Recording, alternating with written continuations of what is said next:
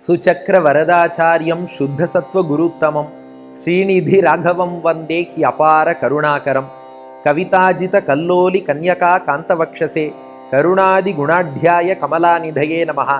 ஸ்ரீ சங்கரா தொலைக்காட்சி நேயர்களுக்கு வணக்கம். புன்னகை ராமாயணம் பாலஸ்பந்தம் 22வது ஸ்லோகத்தை இன்றைய தினம் நாம் அனுபவிக்க உள்ளோம். இப்போ முதல்ல காட்சி என்னன்னு பார்த்துடுவோம். நீங்கள்லாம் சீதாராமர்கள் முன்பு ஸ்லோகத்தை சேவிக்க தயாரா இருப்பேள். அதற்கு முன்னாடி மனத்திரையில் அந்த காட்சி என்ன என்பதை அறிந்து கொண்டு ஸ்லோகத்தை சேவிச்சா இன்னும் நன்னா ரசிக்கலாம் இல்லையா? இப்ப காட்சி என்னன்னா, ராமலக்ஷ்மணர்கள் விஸ்வாமித்திரரோடு மிதிலைக்குள்ளே நுழைய போகிறார்கள். மிதிலையின் புறநகர் பகுதியிலே தான் அந்த ஒரு கல்லாக இருக்கிறாள் அகல்யா. ராமனுடைய திருவடி துகள் பட்டு கல்லாக இருந்தவள் பெண்ணாக மாறுகிறாள். அகல்யாவின் கணவர் கௌதம முனிவர் வருகிறார். அவரோடு அகல்யா சேருகிறாள். கௌதம முனிவர் ராமனுக்கு பல்லாண்டு பாடி ராமனை வாழ்த்துகிறார். கௌதம முனிவருடைய ஆசீர்வாதத்தை பெற்றதாலே ராமனுக்கு மகிழ்ச்சி, முகத்தில் புன்னகை தோன்றுகிறது. அந்த புன்னகையை வர்ணிப்பதுதான் பாலஸ்பந்தம் 22வது ஸ்லோகம். ஸ்லோகத்தை சேவிச்சுடுவோமா? விஸ்வாமித்ர முனீஸ்வரேண கதிதா ஹல்யா கதாம் ஸ்ருண்வதஹ பாதஸ்பிருஷ்ட சிலாதலாத் சமுதிதாம் ஷ்யாமாம் புரஃப் பஷ்யதஹ வேகாதாகத கௌதமாமல முகாத் ஜாதாசிஷோ பேஜுஷஹ என் மந்தஸ்மிதம் ஆசராம ததிதம் கின்வத்ர வித்யோததே என்பது ஸ்லோகம்.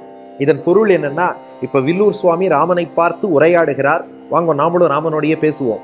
விஸ்வாமித்ர முனீஸ்வரேண கதிதா ஹல்யா கதாம் ஸ்ருண்வதஹ.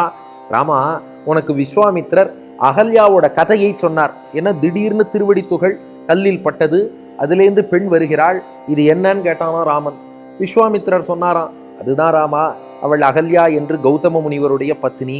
இந்திரன் வந்து அபச்சாரப்பட்டான். அதனால கௌதமருடைய சாபத்தாலே இப்படி கல்லாக மாறி போனாள். இன்று உன்னுடைய திருவடி பட்டதாலே சாப விமோச்சனம் பெற்று மீண்டும் பெண்ணாகி இருக்கிறாள். இதெல்லாம் ஒரு பக்கம் ராமா, உனக்கு விஸ்வாமித்திரர் எடுத்து சொன்னார், அதை நீ காதால் கேட்டாய். அப்போ காதால் விஸ்வாமித்திரர் சொன்ன கதையை கேட்டாய். கண்ணால் யாரை பார்த்தாய்னா, அவர் எந்த அகல்யாவோட கதையை சொன்னாரோ அந்த அகல்யாவை பாதஸ்பிருஷ்ட சிலாதலாத் சமுதிதாம் ஷ்யாமாம் புரஃப் பஷ்யதஹா.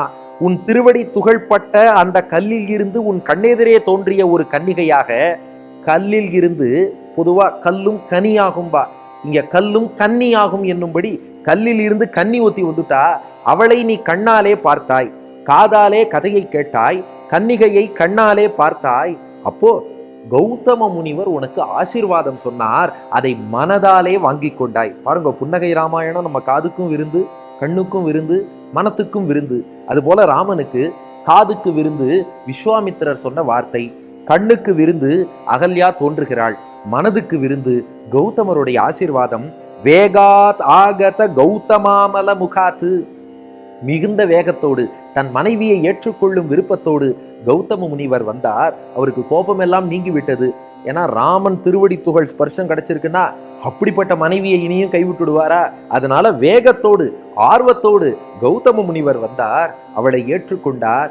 ஏற்றுக்கொண்ட பின் ஜாதாசிஷோ பேஜுஷா. ராமா, உனக்கு ஆசீர்வாதங்களை சொன்னார். ராமா, நீ பல்லாண்டு பல்லாண்டு பல்லாண்டு நன்னா இருக்கணும்னு சொல்லி ராமா உனக்கு பல்லாண்டு பாடினார். இன்றும் நாம் ராமனுக்கு பல்லாண்டு பாடுகிறோம் அல்லவா? மங்களம் கோசலேந்திராய மகனீய குணாப்தயே சக்கரவர்த்தி தனூஜாய சார்வபௌமாய மங்களம் ஆசாத்திய நகரீம் திவ்யாம் அபிஷிக்தாய சீதையா ராஜாதிராஜ ராஜாய ராமபத்ராய மங்களம்னு பல்லாண்டு பாடுகிறோம் அல்லவா? அந்த மாதிரி அன்று கௌதம முனிவர் உனக்கு பல்லாண்டு பல்லாண்டு மங்களம்னு ஆசீர்வாதம் பண்ணார் ராமா. அதை பார்த்து என் மந்தஸ்மிதம் ஆசராம ததிதம் கின்வத்ர வித்யோததே. அதை பார்த்து கௌதம முனிவரை பார்த்து நீ அப்போது ஒரு புன்னகை செய்தாய். அதைத்தான் எங்களுக்கும் காட்டணுங்கிறதுக்காக வடுவூரிலே நீ புன்னகை மன்னனாக அதே புன்னகையோடு விளங்குகிறாய்னு இந்த ஸ்லோகத்தில் தெரிவிக்கிறார் வில்லூர் சுவாமி. அப்போ அகல்யா கதையை விஸ்வாமித்திரர் சொல்ல அதை காதால் கேட்டாய், உன் திருவடி துகள் கல்லில் பட அகல்யாவை கண்ணாலே கண்டாய்.